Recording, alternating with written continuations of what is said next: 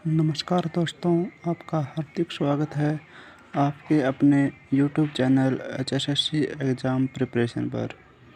दोस्तों, आज हम पढ़ने जा रहे हैं हरियाणा की प्रमुख नदियाँ। दोस्तों, ये टॉपिक काफ़ी इम्पोर्टेंट रहने वाला है और आपको पता भी होगा कि इस टॉपिक से हर बार हर एग्ज़ाम में 2 से 3 क्वेश्चन पूछे जाते हैं। तो दोस्तों, वीडियो को बिना स्किप करें, लास्ट तक देखिए और वीडियो पसंद आए तो इसे लाइक, शेयर और चैनल को सब्सक्राइब करना न भूलें। चलो आज वीडियो की स्टार्ट करते हैं। दोस्तों, सबसे पहला प्रश्न ये बनता है कि हरियाणा की नदियों का वर्णन किसमें मिलता है। दोस्तों, हरियाणा की नदियों का वर्णन वामन पुराण में मिलता है। दक्षिण प्रवाहतंत्र की नदियाँ और उत्तर प्रवाहतंत्र की नदियाँ। दोस्तों, हरियाणा में नदियों को 2 भागों में बांटा गया है।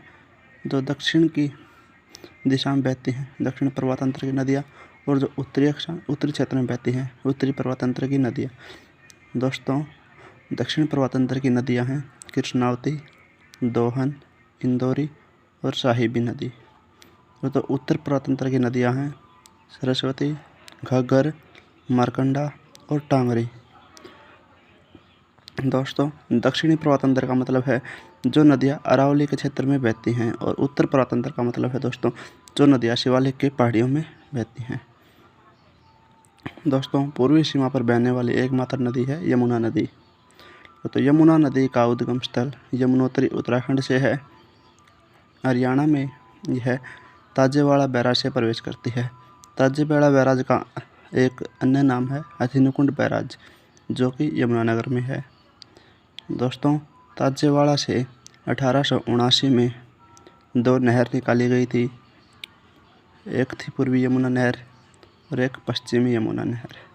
पश्चिमी यमुना नहर हरियाणा की प्रमुख नहर है और यह हरियाणा की सबसे प्राचीन नहर भी है।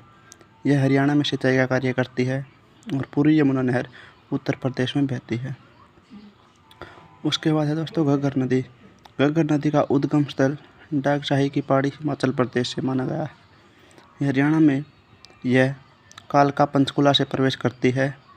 इसे हरियाणा की मौसमी नदी कहते हैं। दोस्तों, ये क्वेश्चन एग्जाम में काफ़ी बार पूछा जा चुका है कि हरियाणा की एकमात्र मौसमी नदी, वो तो दोस्तों आंसर हो जाएगा घग्गर। यह सिरसा से राजस्थान में जाकर लुप्त हो जाती है। यमुना और घग्गर हरियाणा में सिंचाई के लिए प्रमुख नदियां हैं। दोस्तों, ये क्वेश्चन भी एग्जाम में बन चुका है कि हरियाणा में सिंचाई के लिए कौन कौन सी 2 नदियां प्रमुख हैं। तो दोस्तों, यमुना और घग्गर 2 प्रमुख नदियां हैं। उसके बाद है दोस्तों टांगरी नदी। दोस्तों, टांगरी नदी का उद्गम स्थल मोरनी की पहाड़ी पंचकुला से है। यह मारकंडा की सहायक नदी है। मोरनी की सबसे ऊंची चोटी है करो, जिसकी ऊंचाई है 15-14 मीटर, और दूसरी ऊंची चोटी पूछी जाए तो दोस्तों वह है टिपरा, जिसकी ऊंचाई है 1320 मीटर। उसके बाद है सरस्वती नदी। सरस्वती नदी का उद्गम स्थल सिरमौर की पहाड़ी हिमाचल प्रदेश से माना गया है। यह हरियाणा में आदि बद्री नामक स्थान से प्रवेश करती है। महाभारत में वर्णित नरकातारी तीर्थ भी सरस्वती नदी के किनारे है। दोस्तों, यहाँ पे मैं आपको एक डाउट क्लियर करना चाहता हूँ कि अगर कुरुक्षेत्र से कुछ भी संबंधित पूछा जाए नदियों के संबंधित, तो आप ज़्यादातर सरस्वती नदी के ऑप्शन को टिक करिएगा। उसके बाद है मारकंडा नदी। मारकंडा नदी का उद्गम स्थल शिवालिक की पहाड़ियों से है। मारकंडा और टांगरी सरस्वती की 2 सहायक नदियाँ हैं। उसके बाद है दोस्तों कृष्णावती नदी, जिसका उद्गम स्थल जयपुर राजस्थान से माना गया है। दोहन नदी उद्गम स्थल है दोस्तों टोसी की पहाड़ी महेंद्रगढ़ से। इंदौरी नदी का भी उद्गम स्थल मेवात की पहाड़ियों से माना गया है। दोस्तों, मेवात की पहाड़ियों का अन्य नाम है अरावली की श्रेणी या अरावली की पहाड़ियाँ। इंदौरी नदी पटौदी में जाकर साहिबी नदी में मिल जाती है।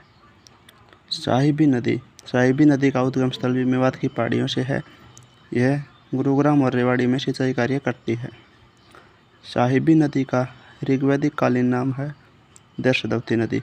ये क्वेश्चन एग्ज़ाम में काफ़ी बार पूछा जा चुका है। तो दोस्तों, इनमें से हर बार किसी न किसी एग्ज़ाम में 2 से 3 क्वेश्चन ज़रूर पूछे जाते हैं। आज की वीडियो में दोस्तों इतना ही। धन्यवाद।